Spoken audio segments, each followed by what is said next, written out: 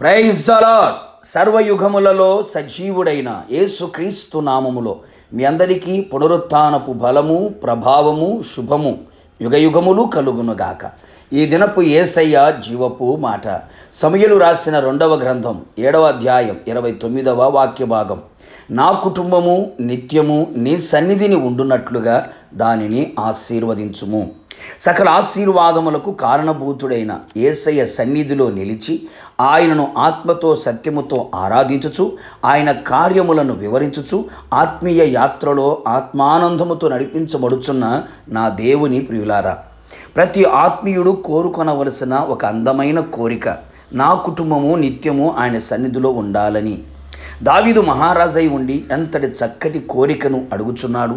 సింహాసనమును గురించి కానీ, రాజ్యాన్ని గురించి కానీ, అధికారాన్ని గురించి కానీ, ఘనత, ఐశ్వర్యం ఇలా ఏది కోరుకోక అడగక వీటన్నిటికంటే విలువైనది, ఘనమైనది, గొప్పది, అత్యున్నతమైనది దేవుని సన్నిధి అని గ్రహించిన వాడై ఆయన సన్నిధిలో ఉండాలని తన కుటుంబం ఆశించాడు. ఒక్కసారి ఆలోచించు ఆత్మీయుడా, నీవెప్పుడైనా ఏ రోజైనా ఇలాంటి కోరిక నీ కుటుంబాన్ని గురించి కోరితివా, ఆశించితివా, ప్రార్థించితివా? ఆలోచించు. ఇప్పుడైనా ఈ సమయమందైనా ఆయన పాదాల దగ్గర కృతజ్ఞత గలవాడవై విన్నపించుము. నిశ్చయముగా నా యేసు స్వామి ఆయన సన్నిధిలో నీ కుటుంబమును స్థిరపరచును. ఎందుకు భక్తుడు నా కుటుంబం ఆయన సన్నిధిలో ఉండాలనుకున్నాడు? ఒక రకంగా చెప్పాలి అంటే కుటుంబం అంతా ఆయన సన్నిధిలో ఉండుట కంటే మిక్కుటమైన ఆశీర్వాదం మరొకటి లేదు అని చెప్పుటలో సందేహమేమీ లేదు. ఎందుకు అలా కోరాడో తెలుసా? ఆయన సన్నిధిలో సంపూర్ణ సంతోషము కలదు గనుక తన కుటుంబం ఆయన సన్నిధిలో ఉన్న సంపూర్ణ సంతోషం అనుభవించాలని, తన కుటుంబం అంతయు ఆయన సన్నిధిలో నిలిచి ఉండే భాగ్యమును పొందుకొని భాగ్యవంతులుగా జీవించాలని, ఆయన సన్నిధిలో రక్షణను పొందుకొని శత్రువు చేతిలో నుంచి విడిపించబడి జీవితకాలమంతయు నిర్భయులై పరిశుద్ధముగాను నీతిగాను ఆయన సన్నిధిలో సేవించుటకుగాను. ఎంత గొప్ప ఆలోచన ఉన్నది!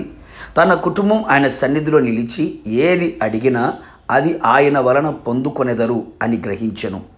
దేవుని కోపము అడ్డుకొని ఆయన తన కుటుంబం ఎడల జాలి, కరుణ, దయ, కృప, కటాక్షము గలవాడై ఉండు విధముగా ఆయన సన్నిధిని తన కుటుంబమును ఉండాలని ఆశించెను. ఎలాంటి సమస్యలు, శోధనలు, కష్టాలు, కన్నీళ్లు, ఇరుకులు, ఇబ్బందులు, పలు విధములైన ప్రతికూలతలు పర్వతము వలె నీ ఎదుట నిలిచి ఉన్నా ఆయన సన్నిధిలో మైనము వలె కరిగిపోవును గనుక తన కుటుంబం ఆయన సన్నిధిలో యథార్థవంతులై జీవించాలని కోరుకొనెను.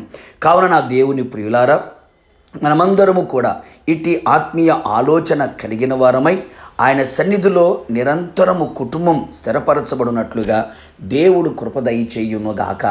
మీ కుటుంబములన్నీ దేవుని సన్నిధిలో ఉండి ఆశీర్వదించబడుదురుగాక. ప్రార్థన. సకల ఆశీర్వాదములకు కారణభూతుడైన నా ప్రియ పరలోకపు తండ్రి, నీ పరిశుద్ధమైన పాదములకి కోటాను కోట్ల స్తుతులు, స్తోత్రములు చెల్లించుచు ఉన్నాం. మరొక్క మారు మీ పాద సన్నిధిలో నిలిచి మీ నోటి నుండి వచ్చే ప్రతి మాట మా జీవితానికి జీవాన్ని కలుగు చేయుచున్నదని విశ్వాసముతో ఎదురు చూస్తూ ఉన్నాం. అవును ప్రభువా, ఈ పునరుత్థానపు దినమున ప్రభు తండ్రి మీ సన్నిధిలో కుటుంబమంతా నిలిచి ఉండాలని, ఆ విధంగా ఆశీర్వదించబడాలని ఎంతమంది అయితే నీ సన్నిధిలో ప్రార్థిస్తున్నారో వారందరి జీవితంలో గొప్ప కార్యములు చేసి కుటుంబమంతా కూడా మీ సన్నిధిలో నిలిచి ఉన్నట్లుగా ఆశీర్వదించమని కోరుతూ ఉన్నాను.